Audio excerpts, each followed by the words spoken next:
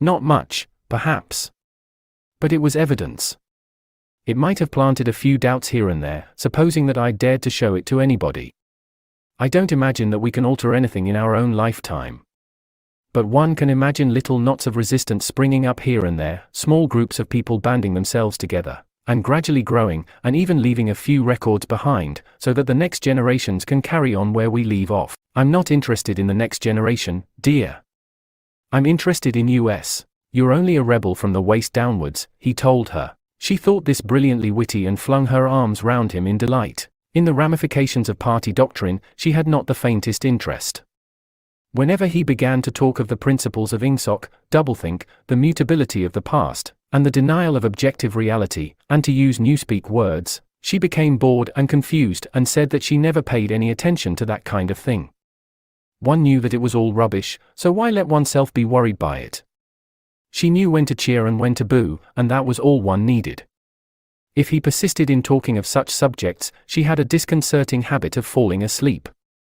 She was one of those people who can go to sleep at any hour and in any position. Talking to her, he realized how easy it was to present an appearance of orthodoxy while having no grasp whatever of what orthodoxy meant.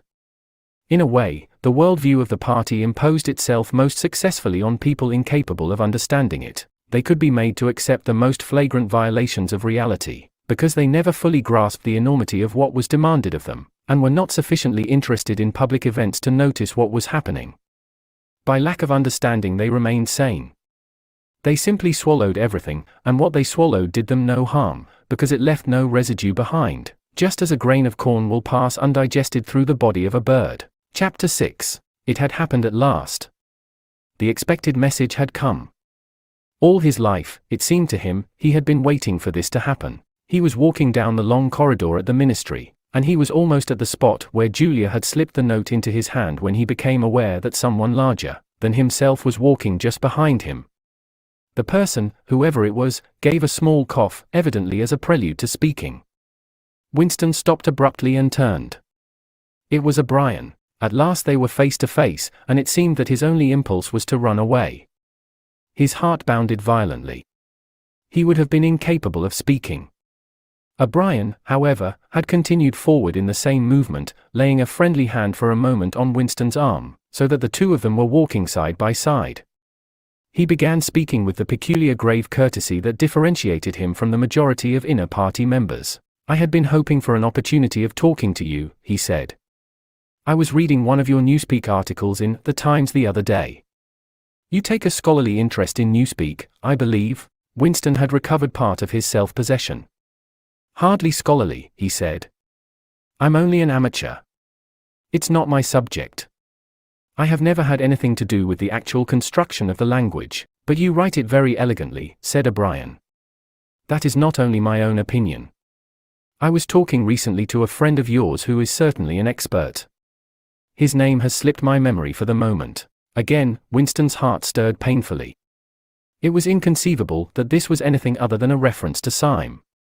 But Syme was not only dead, he was abolished, an unperson. Any identifiable reference to him would have been mortally dangerous. O'Brien's remark must obviously have been intended as a signal, a code word.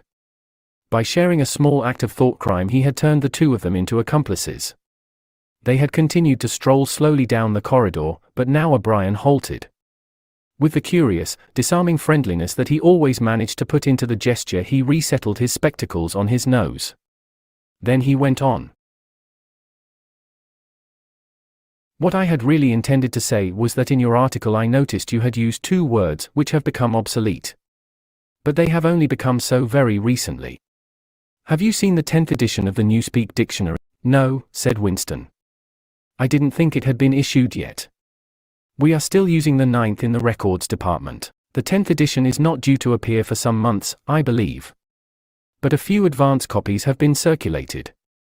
I have one myself. It might interest you to look at it, perhaps. Very much so, said Winston, immediately seeing where this tended. Some of the new developments are most ingenious. The reduction in the number of verbs, that is the point that will appeal to you, I think. Let me see, shall I send a messenger to you with the dictionary? But I am afraid I invariably forget anything of that kind. Perhaps you could pick it up at my flat at some time that suited you? Wait. Let me give you my address. They were standing in front of a telescreen. Somewhat absent-mindedly O'Brien felt two of his pockets and then produced a small leather-covered notebook and a gold ink pencil. Immediately beneath the telescreen, in such a position that anyone who was watching at the other end of the instrument could read what he was writing, he scribbled an address, tore out the page and handed it to Winston. "I am usually at home in the evenings," he said. "If not, my servant will give you the dictionary." He was gone, leaving Winston holding the scrap of paper, which this time there was no need to conceal.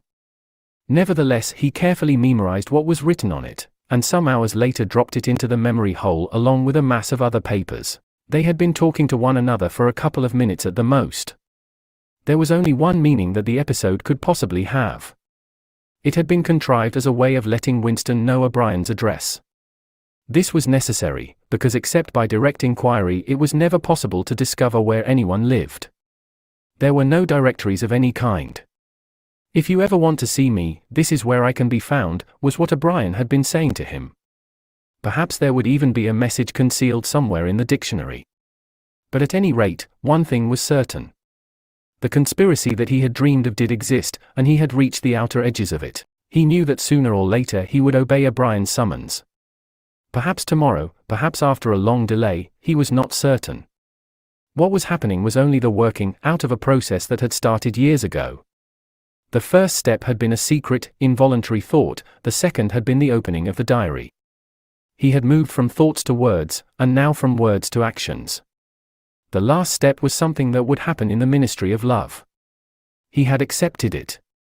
The end was contained in the beginning. But it was frightening, or, more exactly, it was like a foretaste of death, like being a little less alive. Even while he was speaking to O'Brien, when the meaning of the words had sunk in, a chilly shuddering feeling had taken possession of his body. He had the sensation of stepping into the dampness of a grave, and it was not much better because he had always known that the grave was there and waiting for him. Chapter 7. Winston had woken up with his eyes full of tears. Julia rolled sleepily against him, murmuring something that might have been, "What's the matter?" "I dreamt," he began, and stopped short. It was too complex to be put into words. There was the dream itself, and there was a memory connected with it that had swum into his mind in the few seconds after waking. He lay back with his eyes shut, still sodden in the atmosphere of the dream. It was a vast, luminous dream in which his whole life seemed to stretch out before him like a landscape on a summer evening after rain. It had all occurred inside the glass paperweight, but the surface of the glass was the dome of the sky, and inside the dome everything was flooded with clear soft light in which one could see into interminable distances.